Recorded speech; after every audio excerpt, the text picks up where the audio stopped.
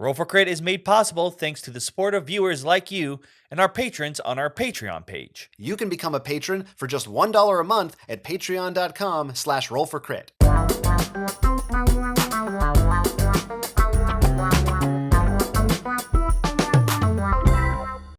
Let's hear your Banshee screams because it's time for the Kickstarter Pickstarter for the week of October 12th, 2020. Here's a pick that'll start you off screaming. It's called Project L from a company called Boardcubator, and it's one of those Tetris-style games in which you have little blocks of different shapes, L blocks and lines and such, and you're trying to fit them into tiles that have cut out shapes in them. And you have to take the right pieces to fit into those shapes to complete these little tiny puzzles. And as you go, you're going to be taking new puzzles and completing them and gaining points for the ones that you've completed by the end of the game. This was actually on Kickstarter a couple years ago, and this is for Project L Finesse. This project, which is a new expansion for it.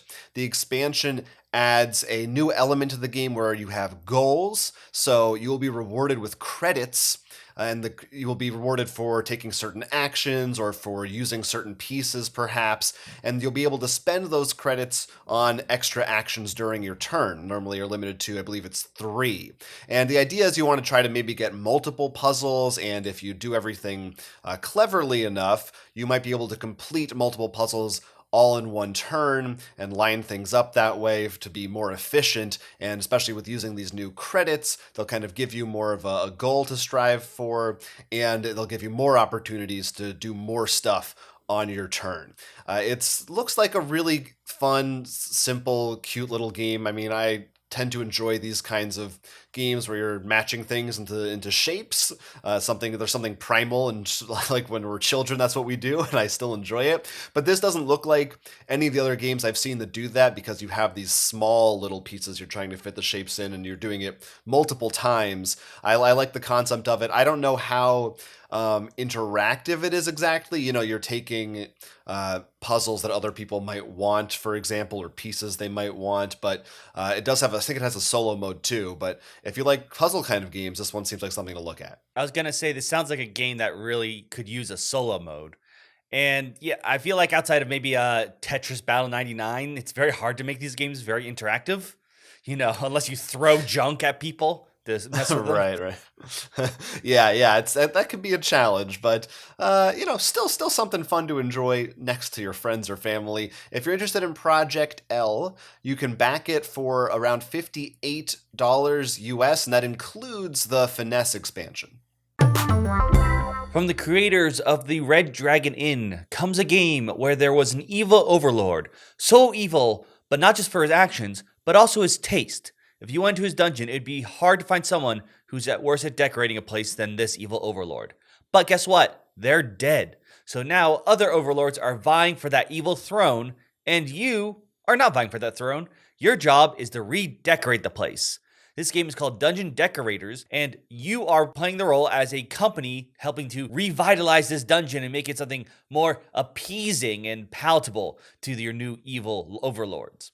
The way the game works is it's a tile drafting game, but at the start of the game, there'll be 2 overlords, one that is a silver and one a gold color that give you different bonuses, such as maybe really wanting a lot of cobwebs or wanting a lot of trapdoors kind of thing. There will be a board that has 4 tiles, and there are slots on each side of them. So let's say that you took the farthest left tile in the first half. When you go to the next round, you're going to be placing your pawns on the other side, and that will also determine player choice order.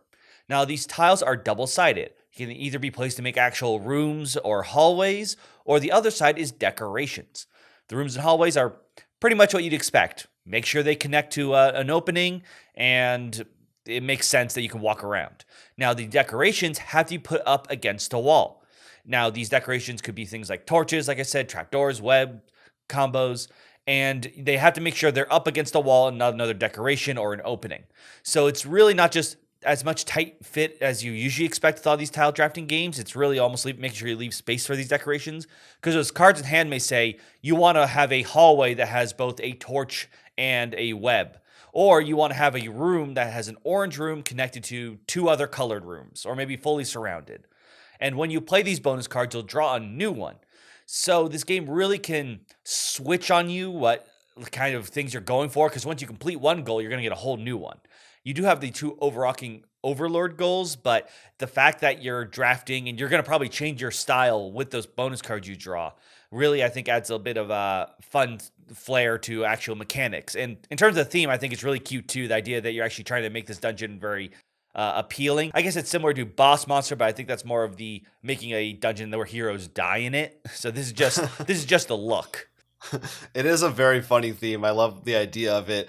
Maybe I missed it. Is everyone working together on the same dungeon, or do you each have your own? You each have your own dungeon, your own company. You're not working with those other people. No, Okay, you yeah. know what's best, and that color of blue is horrific. Yeah, it's funny, and it's nice to see them doing something that's not just 12 more Red Dragon Inn expansions. That is true. I mean, don't get me wrong. It's always fun to have a game grow, but why not have multiple games that can grow that big? I can't wait for the 12th expansion of this game. But if you're interested in just the base, you can get the regular retail version for $39, or you can spend $30 more and spend $69 for the deluxe edition, which of course has a lot of great goodies. Kabuto Sumo is another one from the people who brought us board game tables. Sometimes they make tables, sometimes they make games. They go all over the place, and this one is a dexterity game wherein each player is a different type of sumo wrestling beetle, and you have a little platform, and you have these little wooden tokens, and they're all set up on the platform at the start of the game, and on your turn, you take a piece and you flick it or push it into the center of that area, and you're trying to knock, ultimately, your opponent's primary piece off of the edge. If you knock a normal piece off the edge, then you get that, and now you have that to put into the play area on a future turn. So the other way that you might win, if you can't knock your opponent's piece out of the ring, is if they are simply unable to keep playing because they're not able to get any more of those pieces and they run out, so they can't play anymore on their turn. You'll also have some who have unique abilities. So there's one that has like a special mandible piece, and if you pay to use that, you can use that. And if other people's pieces get caught in it, you'll steal their pieces from them. Or one of them has like a championship belt, and if you put the belt on a piece and it gets knocked off, you get a bonus. So there's different little things like that mix it up, but ultimately it's a pretty straightforward, simple game. You push the discs, you try to knock stuff off. It doesn't get a lot simpler than that, but it's one of those fun little dexterity games that brings to mind stuff. I mean, I feel like more modern stuff. Like, what's that one game? Is it called Clask? It's kind of like a knock hockey sort of a thing. I think I know what you're talking about, but I can't remember the name. I just remember seeing it. Yeah, it's been on Kickstarter a couple times, but those sorts of games that have that, more immediate and feel to them, and obviously a nice table presence, more casual players can get into it and think it looks like fun. I don't know, and plus it has weird little bugs, so I like that aspect of it too. Bug wrestlers. I would like to see actual bug wrestling. I know that's a thing with like a lot of big beetles in Japan. Though you said that this company makes also tables and stuff. Yeah. I feel like they gotta now make like an actual size like log or like side table.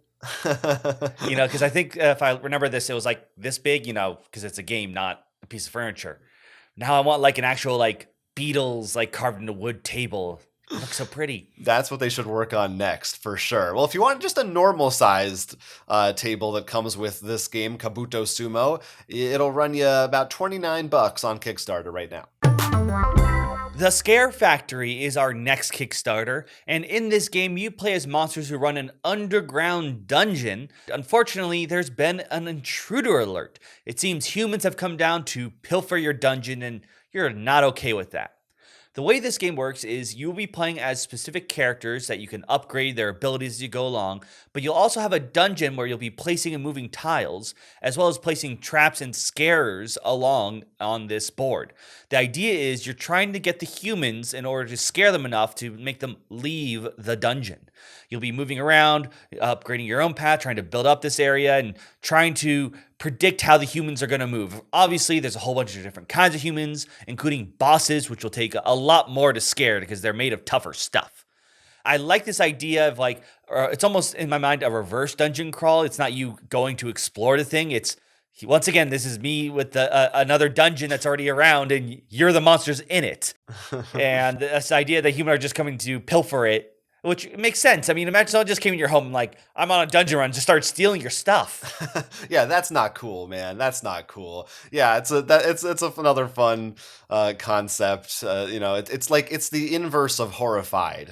Right now you're the monsters and you're trying to get rid of them. It's time for them to fight back. Yeah, and it is a bit more. I wouldn't say it's like you're like playing alone, which it reverses it and you still have absolutely terrifying monsters and like light and dark. It's definitely a bit more comedic take, I'd say. I think the monsters that you can play as are very charming. I think one is called the Underworld Chef, if I remember correctly. Family-friendly Halloween fun. Now, if you do want this game, it is starting at $80, but let's see if you need some pesky humans you need to get out of your dungeon. My last pick is TacTiki from Draw Lab. This is a 2-player game. Players have these little tiki heads that stack on top of each other, kind of like totem poles, and they all have numbers on the back of them, numbered 1 through 5. And at the start of the game, you can arrange them however you'd like. It's secret, so your opponent won't be able to see those numbers. And you move them across a board. They can move forward or to the side, just like chess style, but none of them have their own special movements. They all just move forward or to the side, one direction. And if you stack on top of one of your opponent's heads, then you reveal their numbers and compare. And whoever has the higher number wins, and the lower number is removed from the board, with the exception of the number 1 being able to beat the number 5. So your highest number isn't necessarily always going to be safe. And your goal is to create a couple of tall towers of your own pieces before your opponent can, by removing theirs from the board and stacking your own. This is another real simple one. It kind of reminded me of Stratego in the way that, you have your hidden units and your opponent doesn't know which ones you've chosen and where they are. But on a much, much simpler level, it's just numbers 1 through 5.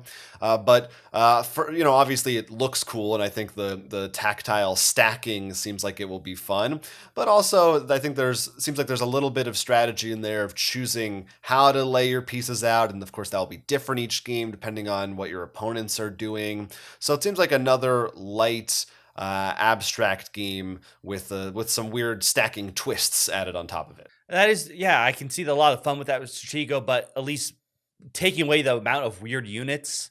So Right. you can simply just be like, all right, if he beat me with that, it's got to be a 4 or 5. Something like that. Right, exactly. You'll be able to see, what's been removed, so you can try to deduce what's left. There's also a way for you to reincarnate. You can bring back pieces from off the board if you skip your turn, and if you have multiple pieces, you could bring back a number, and they don't know which one you're bringing back.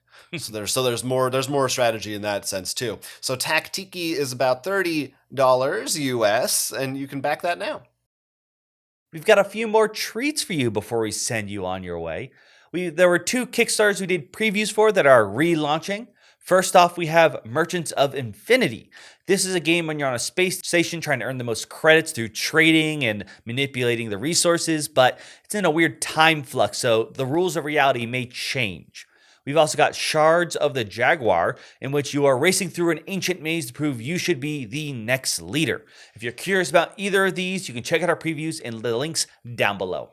There's also a brand new one that will be up on Kickstarter tomorrow, if you're watching this video on the day of release, called Twisted Fables from Dimension Games. These are the people who did Deep Madness, and this is a 2-player deck-building fighting game with fairy tales. We've got a preview for it and a full how-to-play video, so if you're interested, you can get all those details on our channel as well. And we will also mention for ourselves, we just launched our merch store, so if you want to buy Roll for Crit t-shirts, mugs, and other memorabilia, this is your opportunity. We will link that in the description, or you can go to rollforcrit.com and find that store. It would be awesome if you checked it out, maybe bought something. And also, you have, if you're watching this day of release, just 24 hours, like really final call to enter our Small World of Warcraft contest. At rollforcrit.com/contest. So if you want to win a copy of that game, Small World of Warcraft, this is really your final chance from us. Yeah, definitely take a look at all this stuff, and we'd love to hear your thoughts on our merch. We're pretty happy with them, and we think there's some cool designs for everyone there. And of course, you can let us know in those comments right down below. Yeah, tell us what you think about Kickstarter or anything else. I'm Jonathan. I'm Will. This was Roll for Crit. Catch the latest from Roll for Crit by liking and subscribing and supporting us on Patreon. You're not a hidden traitor, are you? Come on, like us.